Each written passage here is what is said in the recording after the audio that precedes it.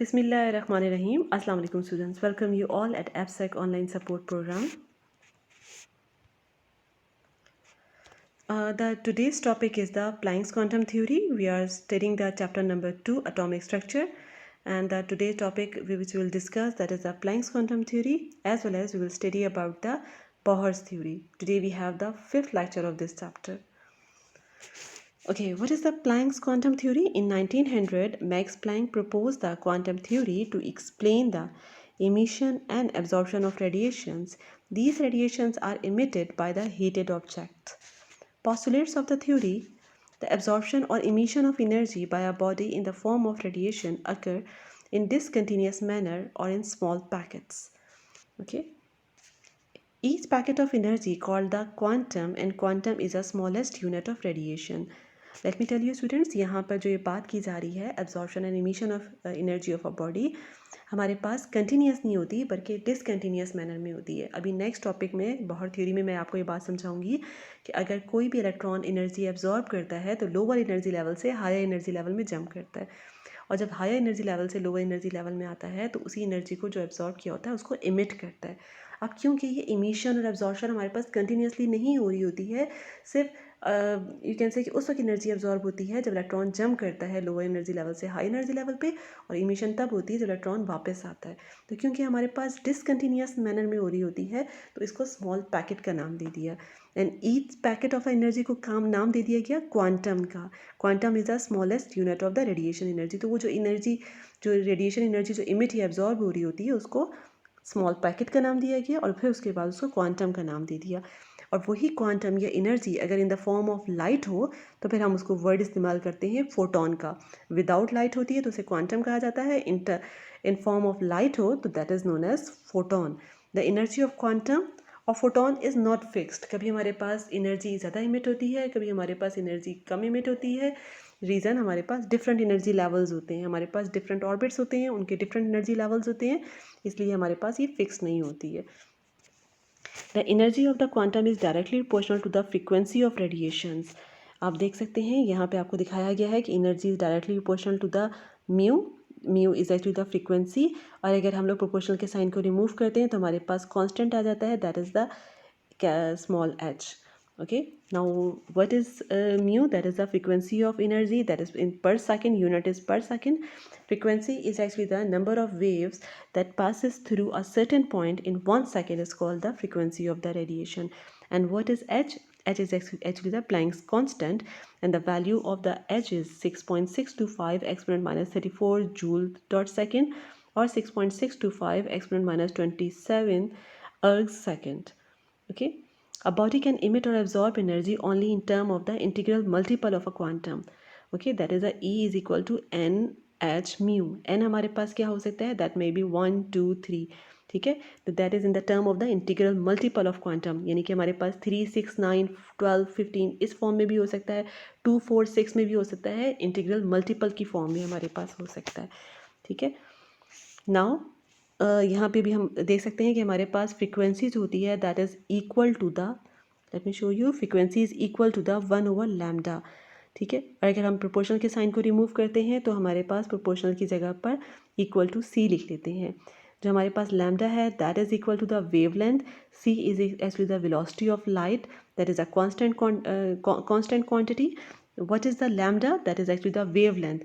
Wavelength is a distance between the two adjacent, let me show you, wavelength is the distance between the two adjacent curve or trough. ठीक है, या crust और trough के दरमियान जो distance होता है उसको हम कहते हैं that is the lambda. Okay, and it is expressed into the angstrom, a naught, that is equal to the 10 exponent minus 10 meter, और nanometre is equal to exponent minus 9 metre. ठीक है, तो अगर हमारे पास ये वैल्यू एक फर्स्ट वैल्यू हमारे पास equation 1 में ये है, सेकंड वैल्यू जो हमारे पास इक्वेशन 2 में आई है वो ये, तो ये जो हमारे पास वैल्यू आई है, late me show you again, ये हमारे पास इक्वेशन 1 है, ये हमारे पास इक्वेशन 2 है. इक्वेशन 2 के ज़रिए हमने क्या कैलकुलेट कर लिया, हमने फ्रीक्वेंसी की वैल्यू को कैलकुलेट कर दिया. Now in next step, by putting the value of equation 2 in equation 1। अब आपने फ्रीक्वेंसी की वैल्यू को जब आप यहाँ पे पुट कर लेंगे तो E is equal to h हो जाएगा, और आपने फ्रीक्वेंसी की वैल्यू जो है that is the C over lambda, उसको यहाँ पे पुट करके हमारे पास इक्वेशन नंबर 3 आ गई है। ठीक है, नाउ अब हमारे यहाँ पे एक और चीज़ हमें इंट्रोड्यूस करवा रहे हैं, that is the wave number. ठीक है, वेव नंबर हमारे पास म्यू के ऊपर एक बार लगा हुआ होता है, म्यू और इसके ऊपर एक बार होता है जिसको हम कहते हैं वेव नंबर। ठीक है, wave number is the number of complete wave cycle in electromagnetic field in 1 meter is known as a wave number। अब हमारे पास वेव नंबर की जो वैल्यू होती है that is equal to 1 over lambda. ठीक है, 1 ओवर लैम्डा है। तो अब हम क्या करेंगे in the next step, putting the value of wave number in equation 3। ये हमारे पास जो वैल्यू है that is E is equal to h c over lambda. Let me write again, हम इसको इस तरह भी लिख सकते हैं, एच सी ओवर लैम्डा। ठीक है, इसको हम इस तरह से भी, ये वाली वैल्यू हम इस तरह से भी लिख सकते हैं। तो 1 ओवर लैम्डा की जगह हम लोग ईजिली लिख सकते हैं E is equal to h c and wave number. ठीक है, इसको हम इस तरह से लिख सकते हैं। तो हमारे पास जो वैल्यू आ जाएगी वो हमारे पास ये आएगी। याद रखिएगा वेव नंबर में हमारे पास इस तरह से बार लिखा हुआ होता है जो कि यहाँ पर आपको किसी हद तक शो किया जा रहा है। ठीक है, तो ये हमारे पास E is equal to h c wave number हमारे पास वैल्यू आ गई है। It can be conclude that the energy of proton is related to the frequency. किस किस चीज़ से रिलेट हो रही होती है हमारे पास एनर्जी, हमारे पास रिलेट हो रही होती है पहले फ्रीक्वेंसी से, इसके अलावा हमारे पास ये रिलेट हो रही होती है वेव लेंथ से, और इसके अलावा हमारे पास ये रिलेट हो रही होती है वेव नंबर से। So we can conclude that the energy of proton is related to the frequency, wavelength and wave number.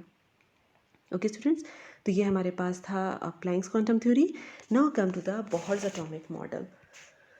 Neil Bohr, a scientist in 1885 to 1962, an English scientist, proposed a theory in 1913 based on the Planck's quantum theory. In this theory, he explained the spectrum of hydrogen, helium, and lithium, etc., and removed the defects of Rutherford model. Postulates of the Bohr theory.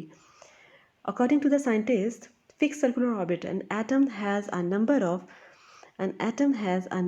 fixed circular orbit in which electron revolves around the nucleus. Continuously हमारे पास इस तरह से circular orbits होते हैं जिनके अंदर electrons move कर रहे होते हैं, and they are known as the stationary energy level. And stationary energy level को हम लोग रिप्रेजेंट करते हैं बाय KLMN, और अगर हम नंबर में कहते हैं तो इसको हम 1 2 3 4 एट्सेट्रा, इस तरह से हम इसको स्टेशनरी एनर्जी लेवल कहते हैं। Revolution in orbit, the electron does not absorb or emit energy as long as it revolving in the same orbit। जब तक ये इस तरह से मूव कर रहे होते हैं ना एनर्जी एब्जॉर्ब कर रहे होते हैं और ना एनर्जी इमिट कर रहे होते हैं। ये बात मैंने अभी आपको बताई थी प्लैंक्स थ्योरी के अंदर। ठीक है, हमारे पास क्या होता है एब्जॉर्प्शन एनर्जी, जब when electrons absorb energy then it jump from the lower energy level to the higher energy level. Lower energy level suppose अगर हम कहते हैं ऑर्बिट 1 से higher energy level, that may be orbit 2 हो सकता है, orbit 3 हो सकता है, सो ऑन, कुछ भी होता है। ठीक है, तो जब इलेक्ट्रॉन एनर्जी को एब्जॉर्ब करता है तो आप देख सकते हैं इस तरह से लोअर एनर्जी लेवल से हायर एनर्जी लेवल पे जंप करता है। ठीक है, absorb energy. And in next step, emission of energy, when electron jump from higher energy level to lower energy level, then that energy which were absorbed, now it will be emitted। okay, हमारे पास जब तक electrons continuously move कर रहा होता है orbit के अंदर, ना एनर्जी एब्जॉर्ब करता है ना इमिट करता है, लेकिन जब यू कैन से जंपिंग नहीं करता है, बट जब इलेक्ट्रॉन एनर्जी एब्जॉर्ब कर लेता है आउटर सोर्स से, that may be in the form of light, in form of heat, अगर एनर्जी एब्जॉर्ब करता है तब वो जंपिंग करता है। ठीक है, एंड याद रखिएगा लोअर एनर्जी लेवल से, late me show you the diagram, अगर वो लोअर एनर्जी लेवल से हायर एनर्जी लेवल पे जाता है, लोअर एनर्जी लेवल यानी कि यहाँ से अगर ऊपर की तरफ जाता है तो एनर्जी को एब्जॉर्ब करता है, एंड जब हायर एनर्जी लेवल से लोअर एनर्जी लेवल की तरफ जाता है तो ये आपको शो किया गया है, ये एनर्जी को इस तरह से इमिट करता है। ठीक है, तो ये इस फिनोमिना को हम कहते हैं absorption of energy and emission of energy. Now quantum of energy, the emission and absorption of energy is discontinuous. It occur in the energy packets which is known as quantum or photon as explained by the Planck's theory or Planck's postulates। ठीक है, तो ये हमारे पास discontinuous, अब आपको समझ आ गया होगा कि प्लैंक्स ने क्यों कहा था कि हमारे पास डिसकंटिन्यूस, क्योंकि कंटिन्यूसली हमारे पास एब्जॉर्प्शन और इमिशन नहीं हो रही होती है। ठीक है, दैट इज़ इन डिसकंटिन्यूस। वो जो हमारे पास एनर्जी की एब्जॉर्प्शन इमिशन होती है उसको पैकेट्स का नाम दिया गया, और इस पैकेट्स को हम क्वांटम कहते हैं, और अगर ये लाइट की फॉर्म में होती है तो उसको फोटोन कहते हैं। The energy difference between the two orbit is given by the following equation. ये हमारे पास हायर एनर्जी लेवल की वैल्यू E2, लोअर एनर्जी की वैल्यू को E1 से रिप्रेजेंट किया जाता है, that is equal to the h mu. H mu हमारे पास क्या है, दैट इज़ द प्लैंक्स की वैल्यू हमारे पास, जो आपने किया होगा, एच हमारे पास प्लैंक्स कांस्टेंट है, और म्यू हमारे पास जो है, जो हमारे पास फ्रीक्वेंसी है, जो कि हमारे पास प्लैंक्स इक्वेशन के जरिए आई है।